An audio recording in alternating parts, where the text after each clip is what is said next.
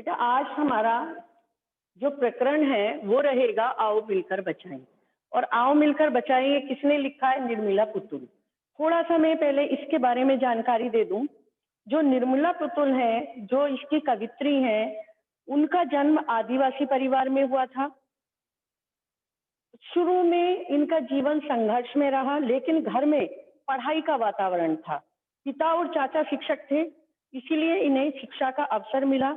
लेकिन हमेशा आर्थिक समस्याओं के कारण इनकी पढ़ाई बाधित होती रही और इसके बाद इन्होंने नर्स बनने पर आर्थिक संकटों से मुक्ति मिल जाएगी ये सोचा था और ऐसा विचार करके इन्होंने नर्सिंग में डिप्लोमा किया था।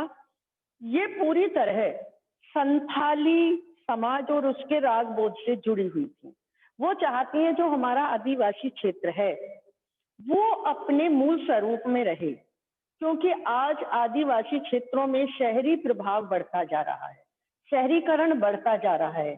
वहां पर जाकर पेड़ पौधों को काटा जा रहा है, उद्योग लगाए जा रहे हैं। उद्योग लगाएंगे, बड़ी बड़ी फैक्ट्रियां लगाएंगे, मकान बनाए जाएंगे, तो क्या होगा?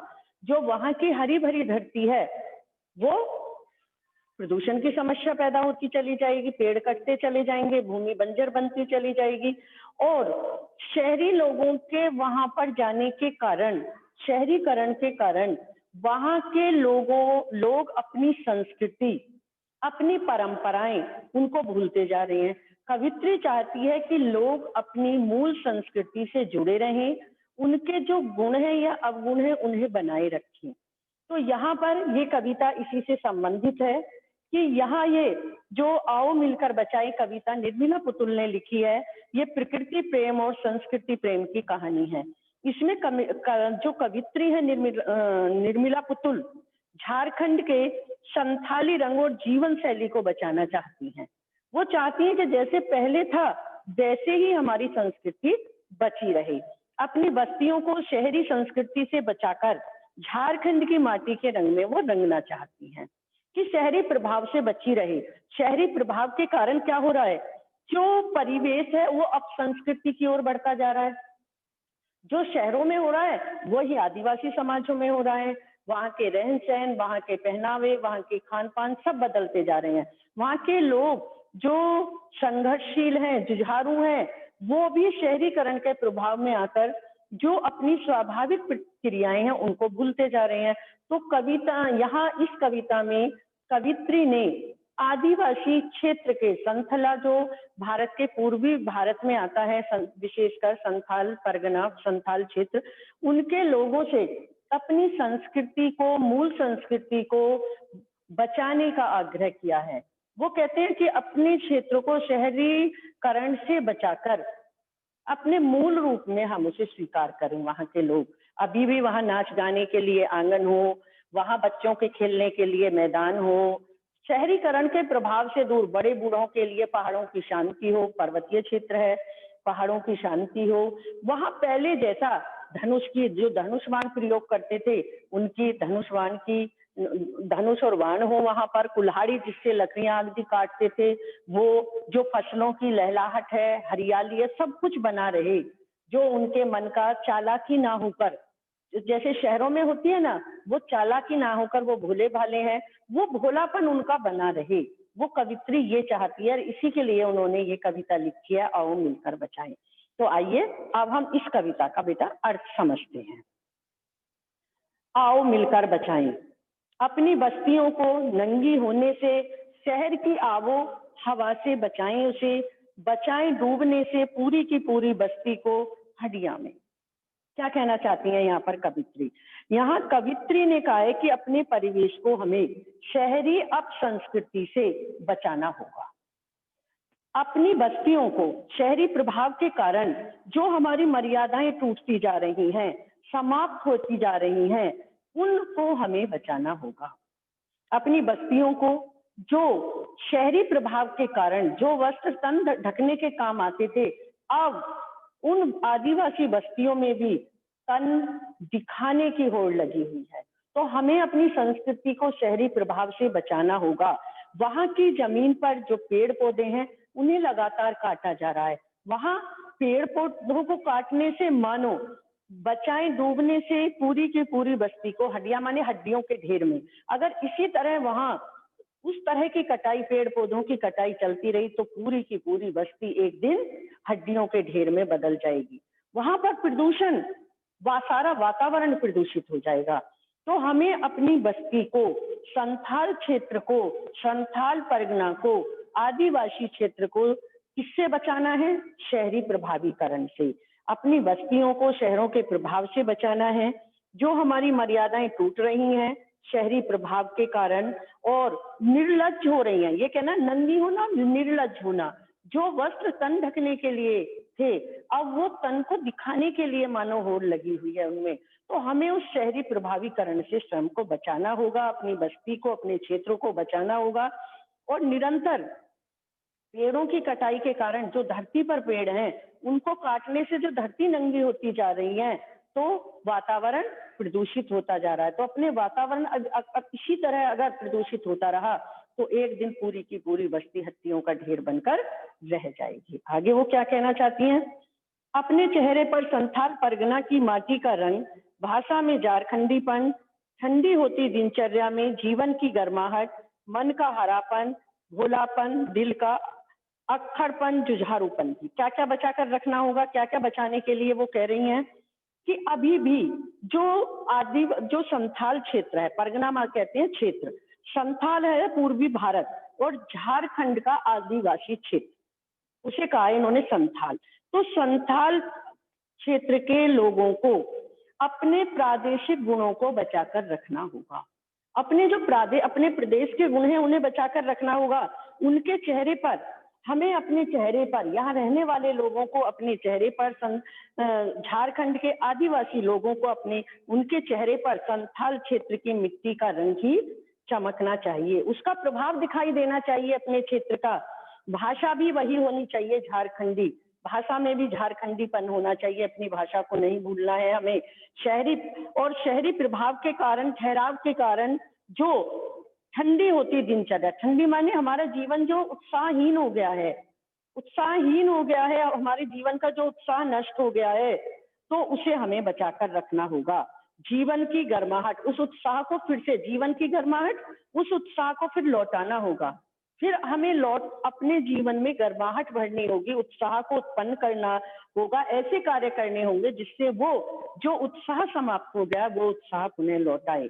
मन का हरापन माने सरसता और मधुरता। मन की जो सरसता और यहाँ के लोगों की सरसता और मधुरता थी वो शहरी प्रभाव के कारण जो समाप्त होती जा रही है उसे हमें बचाना होगा।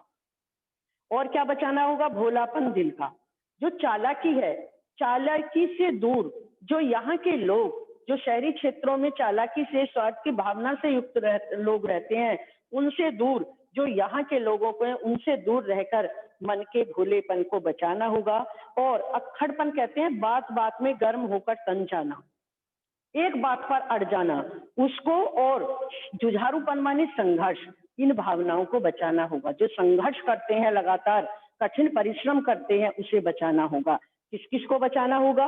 मन की सरलता और मधुरता को, और दिल के चालाकी की जगह दिल के भोलेपन को, बात बात पर गर्म होकर तन जाना और संघर्ष करना, परिश्रम करना, जिन गुणों को वापस लौटाना होगा। हमारे जीवन में ये गुण फिर वापस लौट आए। और ये गुण क्यों समाप्त होते जा रहे हैं? शहरीकरण के कारण। शहरीकरण के कारण, जो शहरी प्रभाव के कारण जो ये गुण समाप्त होते जा रहे हैं, यहाँ के लोगों की जो, इस क्षेत्र के लोगों की जो प्रादेशिक गुण है वो समाप्त होते जा रहे हैं, उन्हें हमें बचाकर फिर से लौटाना होगा। आगे क्या कहते हैं वो? और क्या बचाना होगा? भीतर की आग, भीतर माने मन के अंदर जो उत्साह की ऊर्जा है उसे बचाकर रखना होगा। आग कहते हैं उत्साह की ऊर्जा, उत्साह की ऊर्जा को बचाना होगा। धनुष की डोरी, तीर के नुकीलेपन को बचाना होगा। कुल्हाड़ी की धार, जिससे वो वहां पर पेड़ पौधे आदि काटकर अपना जीवन यापन करते हैं, उसे बचाना होगा। और वहां की ताजा हवा को, नदियों की पवित्र जल को, पहाड़ों की मौन शांति को, और वहां के गीतों की धुन को, वहां के मिट्टी की सौंधापन माने सुगंध को, और फसलों की लहराहट, जो वहां फसलें लहराती हैं, जो वहां परंपरागत जीवन शैली है, वो कहना चाहती हैं कि वे लोग उस परंपरागत जीवन शैली को बचाए रखें, उसे ना छोड़ें। शहरी प्रभाव के कारण अपनी परंपरागत जीवन शैली को ना छोड़ें, उसे बचाए रखें। और क्या कहना चाहते हैं आगे? नाचने के लिए खुला आंगन, गाने के लिए गीत, हंसने के लिए थोड़ी सी खिलखिलाहट, रोने के लिए मुट्ठी भर एकांत। वो क्या कहती हैं? मैं चाहती हूँ कि हमारे जीवन में नाच और गाने का उल्लासमय वातावरण हो। हमारा जो जीवन है, जैसे पहले होता था आदिवासियों का जीवन नाच गाने से युक्त, वैसा ही बना रहे। नाचने के लिए खुले खुले आंगन हो, गाने के लिए जो दिन प्रतिदिन गाते हैं वो गीत हो, हम गाते रहें वहां के लोग। हंसने के लिए हंसी हो, खिलखिलाहट हो, थोड़ी सी हंसी हो, खिलखिलाहट हो, खुलकर, खिलखिलाहट कहते हैं खुलकर हंसना। और अगर हम परेशान हैं तो हमें रोने के लिए एकांत भी हो। वहां ये सारी चीजें हैं। और क्या बचा कर रखना है? बच्चों के लिए मैदान, बच्चों के खेलने के लिए मैदान, पशुओं के लिए हरी हरी घास, बूढ़ों के लिए पहाड़ों की शांति, अर्थात जो वृद्ध लोग हैं उनके लिए पहाड़ी प्रदेशों का शांत वातावरण मिले। बच्चों के लिए खेलने के मैदान हो, पशुओं के लिए हरी भरी घास हो, और वृद्ध लोगों के लिए पहाड़ी प्रदेशों का शांत वातावरण मिले।